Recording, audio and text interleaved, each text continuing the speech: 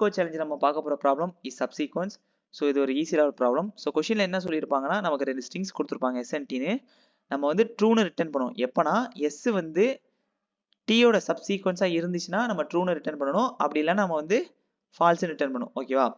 So subsequence நம்ம எதை வச்சு சொல்லுவோம்னா a subsequence of a string is a new string that is formed from a original string by deleting some can be none.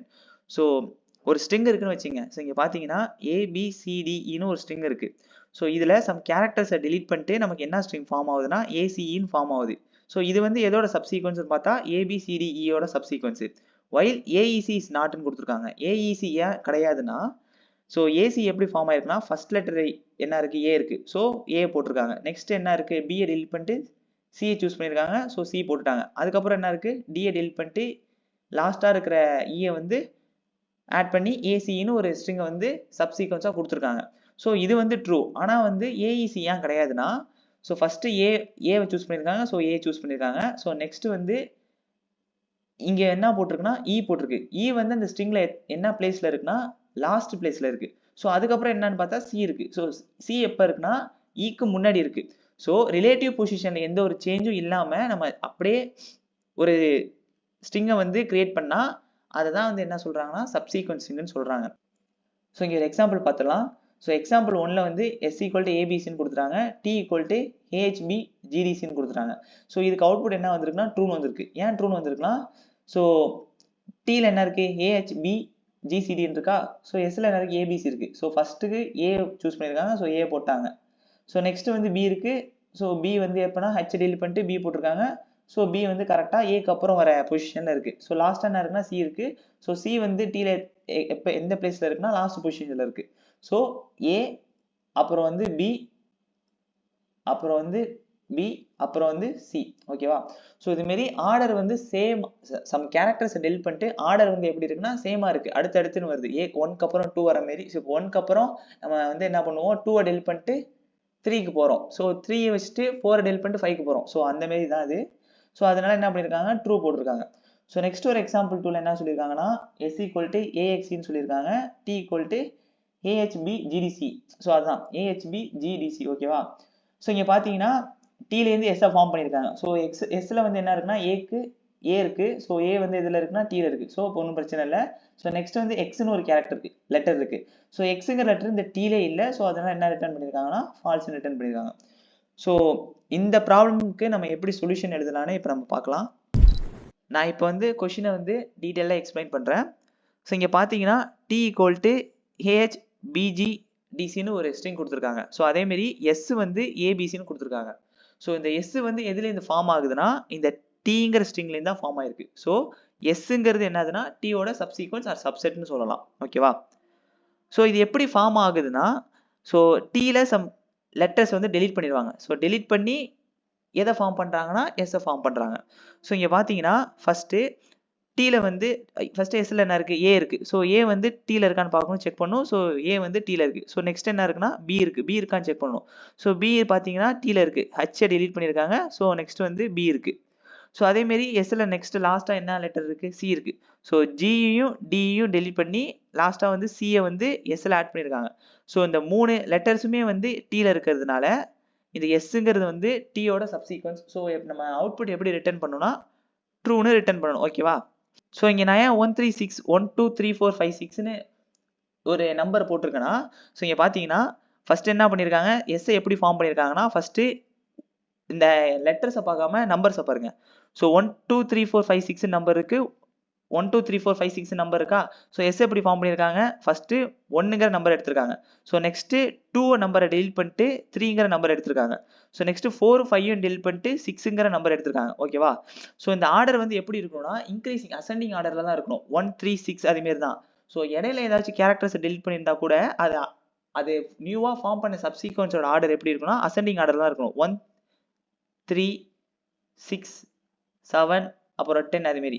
So இடையில இப்போ வந்து 1க்கு அப்புறம் 6 அதுக்கப்புறம் 3ங்கிற மாரி இது ஃபார்ம் ஆயிருந்துச்சுன்னா இது வந்து அவுட்புட் எப்படி நம்ம ரிட்டர்ன் பண்ணணும்னா ஃபால்ஸ்னு ரிட்டர்ன் பண்ணும். ஸோ அதான் கொஷினில் நீங்கள் பார்த்துருப்பீங்க ஏசிஇ வந்து அக்செப்டபிள் ஆனால் வந்து ஏஇசிங்கிறது நாட் அக்செப்டபிள். ஏன்னா இந்த டீங்கிற ஸ்ட்ரிங்ல ஃபர்ஸ்ட் வந்து சி தான் வந்திருக்கும், அதுக்கப்புறம் தான் இ வந்திருக்கும். ஸோ இங்க வந்து நியூவா ஃபார்ம் பண்ண எஸ் சப்ஸ்ட்ரிங்ல என்ன இருக்குன்னா இ ஃபர்ஸ்ட் வந்திருக்கு, அதுக்கப்புறம் தான் சி வந்திருக்கு. ஸோ அதனால தான் இங்க என்ன சொல்றேன்னா, ஸோ நம்பர் படி நம்ம பார்த்தா ஈஸியா இருக்கும். ஸோ லெட்டர்ஸ் படி பார்க்கும்போது கொஞ்சம் அண்டர்ஸ்டாண்ட் பண்ணிக்கிறது கஷ்டமா இருக்கும். ஸோ அதனால தான் இங்க நான் வந்து நம்பரை யூஸ் பண்ணி நான் உங்களுக்கு கொஸ்டினை எக்ஸ்பிளைன் பண்ணியிருக்கேன். இப்போ நான் வந்து ப்ராப்ளம் சொல்யூஷன் எக்ஸ்பிளைன் பண்ணுறேன். ஸோ இனிஷியலாக எஸ் ஈக்குவல் டு ஏபிசின்னு கொடுத்துட்டாங்க. ஸோ டி வந்து ஹேச் பிஜி டிசின்னு கொடுத்துட்டாங்க. ஸோ இதில் எது சப்சீக்வன்ஸ்?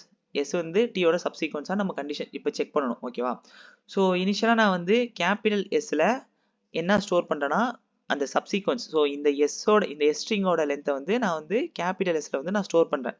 ஸோ இப்போ கேபிட்டல் எஸ்ஸில் என்ன வேல்யூ இருக்குன்னா 3 இருக்கும். ஸோ நெக்ஸ்ட்டு கேபிட்டல் டீல வந்து நான் எதோட லென்த்தை ஸ்டோர் பண்ணுறேன்னா டீயோட லென்த்தை ஸ்டோர் பண்ணுறேன். ஸோ டீயோட லென்த் என்னன்னா 6. ஸோ இப்போ கேபிட்டல் டீயோட வேல்யூ என்ன இருக்குன்னா 6ன்னு இருக்கும். ஓகேவா?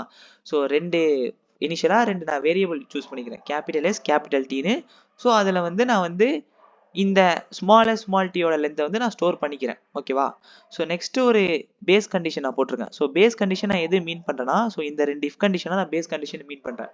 ஸோ ப்ரோக்ராமிங் டைம்ஸில் இது என்ன சொல்லுவாங்கன்னா base condition or initial condition சொல்லுவாங்க.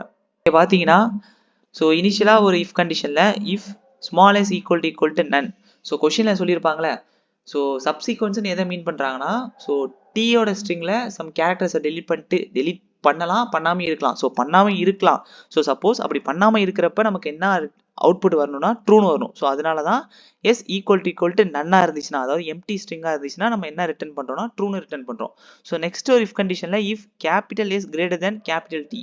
ஸோ சப்போஸ் இந்த சப்சீக்வன்ஸாக வருதுல அதோட லென்த் வந்து அதாவது டீயை விட லென்த் பெருசாக இருந்துச்சுன்னா அப்போ நம்ம என்ன ரிட்டர்ன் பண்ணணும்னா ஃபால்ஸ்ன்னு ரிட்டர்ன் பண்ணணும். ஸோ இங்கே பார்த்தீங்கன்னா ஸோ இப்போ எஸ்ஸோட வேல்யூ என்ன இருக்குன்னா 3ன்னு இருக்கு. ஸோ 3 கிரேட்டர் தென் டீயோட வேல்யூ என்ன 6. ஸோ இப்படி பார்த்தா கண்டிஷன் ஃபெயில் ஆகிடும். சப்போஸ் எஸ்ஸோட வேல்யூ வந்து 6 இருந்து டீயோட வேல்யூ வந்து 3 இருந்துச்சுன்னா அப்போ கண்டிஷன் ட்ரூ ஆகும்போது நம்ம என்ன ரிட்டர்ன் பண்ணணும்னா ஃபால்ஸ்ன்னு ரிட்டர்ன் பண்ணும். ஓகேவா? ஸோ நெக்ஸ்ட் ஒரு வேரியபிள் ஜேல ஜே ஈக்குவல் டு 0 நான் அசைன் பண்ணிக்கிறேன். ஓகேவா? ஸோ நெக்ஸ்ட் ஒரு ஃபார் லூப்பில் for I in range of T. So இந்த லூப் வந்து எத்தனை டைம்ஸ் என்ன ஆக போகுதுன்னா 5 டைம்ஸ் 6 டைம்ஸ் என்ன ஆக போகுது. ஸோ ஐயோட வேல்யூ வந்து எப்படி சேஞ்ச் ஆக போகுதுன்னா 0 1 2 3 4 5 அப்படி இன்க்ரிமெண்ட் ஆகிட்டு வரப்போகுது. ஓகேவா? So inside the for loop I write the if condition. So if small J of நான் வந்து கேபிட்டல் எஸ்ஸை மட்டும் கேபிட்டல் எஸ்ன்னு சொல்கிறேன். ஸோ அப்படி இல்லைனா ஸ்மால் எஸ் வந்து நான் வெறும் எஸ்னே சொல்லிக்கிறேன். ஓகேவா? So if S of J equal to T of I. So இப்படி கண்டிஷன் ட்ரூ ஆனிச்சுன்னா நம்ம என்ன பண்ணோம்னா ஜேயோட வேல்யூ வந்து ஒரு வேல்யூ இன்க்ரிமெண்ட் பண்ணுறோம். ஸோ இன்க்ரிமெண்ட் பண்ணிட்டு ஸோ நெக்ஸ்ட் ஒரு இஃப் கண்டிஷனில் if J equal to capital S. So ஜேயோட வேல்யூவும் அந்த சப்சீக்வன்ஸாக வருதுல ஒரு ஸ்ட்ரிங் அதோட வேல்யூவும் ஈக்குவல்ட்டாக இருந்துச்சுன்னா நம்ம என்ன ரிட்டர்ன் பண்ணுறோம்னா ட்ரூன்னு ரிட்டர்ன் பண்ணுறோம். சப்போஸ் நம்ம எதுவுமே ரிட்டர்ன் பண்ணால் லாஸ்ட்டாக நம்ம என்ன ரிட்டர்ன் பண்ணுறோம்னா ஃபால்ஸ்ன்னு ரிட்டர்ன் பண்ணுறோம். ஓகேவா? ஸோ இப்போ பார்த்துடலாம். So if S of J ஜேயோட வேல்யூ என்ன 0. So S of 0 equal to T of ஐயோட வேல்யூ என்ன 0. So S of 0 equal to T of 0 பார்க்குது. ஸோ எஸ்ஸில் 0th இண்டெக்ஸில் என்ன வேல்யூ இருக்குது? 0th இண்டெக்ஸில் என்ன வேல்யூ இருக்குது? ஏ இருக்குது. ஸோ அதேமாரி டீயில் 0th இண்டெக்ஸில் என்ன வேல்யூ இருக்குது? ஏ இருக்குது.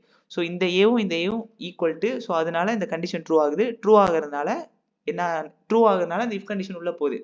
ஸோ இங்கே பார்த்தீங்கன்னா நம்ம என்ன எழுதியிருக்கோம்னா ஜே பிளஸ் ஈக்குவல் டு 1 எழுதியிருக்கோம். ஸோ இனிஷியலாக ஜேயோட வேல்யூ வந்து 0. So 0 plus equal to 1. So இப்போ ஜேயோட வேல்யூ என்ன இருக்குன்னா 1 இருக்கும்.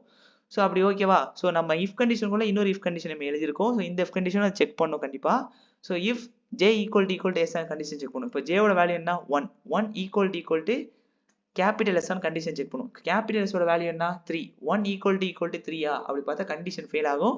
ஸோ கண்டிஷன் ஃபெயில் ஆகிறதுனால மறுபடியும் லூப் வந்து ஐயோட வேல்யூ என்ன சேஞ்ச் ஆகும்னா 1 சேஞ்ச் ஆகும். ஓகேவா? ஸோ இப்போ வந்து S of J. So S of ஜேயோட வேல்யூ என்ன 1.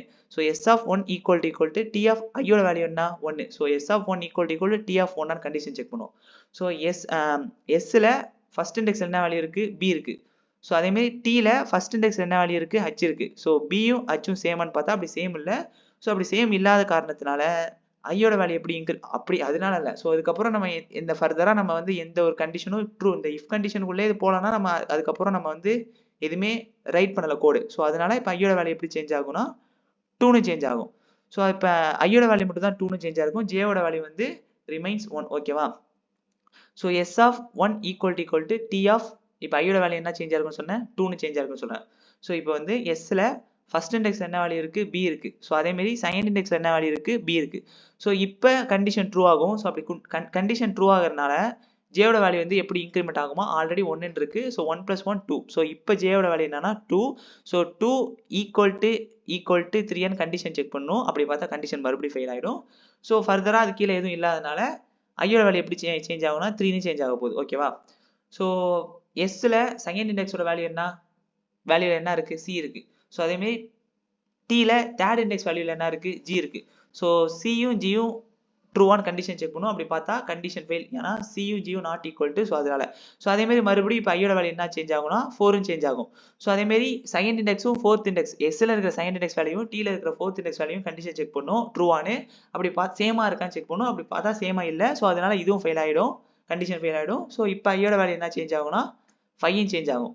ஸோ இப்போ எஸ்ல லாஸ்ட் இண்டெக்ஸ் வேல்யூ என்ன 2. ஸோ சி வந்து டீல லாஸ்ட் இண்டெக்ஸ் வேல்யூ என்ன சி. ஸோ சியும் சேமா இருக்குன்னு கண்டிஷன் செக் பண்ணும். ஸோ சியும் சேமா இருக்கு. ஸோ அதனால ஜேயோட வேல்யூ என்ன இன்க்ரிமெண்ட் ஆகும்னா 3ன்னு இன்க்ரிமெண்ட் ஆகும். ஓகேவா? ஸோ இப்போ வந்து இதான் நம்ம வந்து இந்த இஃப் கண்டிஷன் வந்து ட்ரூ ஆயிடுச்சுல. அதுக்கப்புறம் அது உள்ள நம்ம ஒரு இஃப் போட்டிருக்கோம். ஸோ அந்த கண்டிஷன் என்ன இப்போ ஜேயோட வேல்யூ என்ன 3. ஸோ 3 = 3 கண்டிஷன் செக் பண்ணும். அப்படி பார்த்தா கண்டிஷன் ட்ரூ. ஸோ அப்படி ட்ரூவா இருக்கிறதுனால நம்ம எதை ரிட்டர்ன் பண்றோம்னா லாஸ்டா ட்ரூன்னு ரிட்டர்ன் பண்ணிடுறோம். ஓகேவா? ஸோ இந்த ப்ராப்ளமோட இந்த கொஷினுக்கு இந்த டெஸ்ட் கேஸுக்கு அவுட்புட் என்ன வரும்னா ட்ரூன்னு வரும்.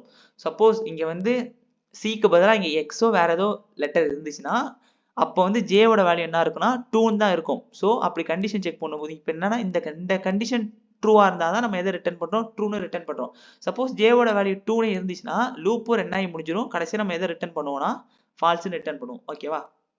ஸோ இதை நான் இப்போ வந்து ரீட் கோட்ல போட்டு காட்டுறேன். ஸோ இங்கே பார்த்தீங்கன்னா நான் லீட் கோடில் வந்து நான் எக்ஸ்பிளைன் பண்ண கோடை வந்து இங்கே நான் எழுதியிருக்கேன். ஸோ இதை இப்போ ரன் பண்ணி பார்க்கலாம்.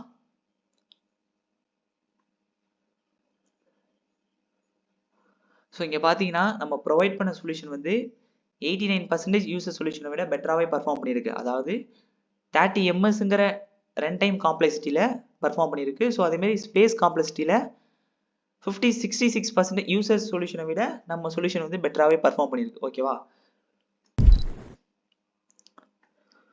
ஸோ இஸ் சப்சீக்வன்ஸ் ப்ராப்ளமத்தோட ஸோ இங்கே நம்ம சக்ஸஸ்ஃபுல்லாக இப்போ ப்ராப்ளமுக்கு சொல்யூஷன் எழுதி அதுவும் சக்ஸஸ்ஃபுல்லாக ரன் ஆகி முடிஞ்சிருச்சு. ஸோ இந்த எக்ஸ்பிளனேஷன் ஏதாச்சும் டவுட் இருந்துச்சுன்னா கமெண்ட்ல கேளுங்க.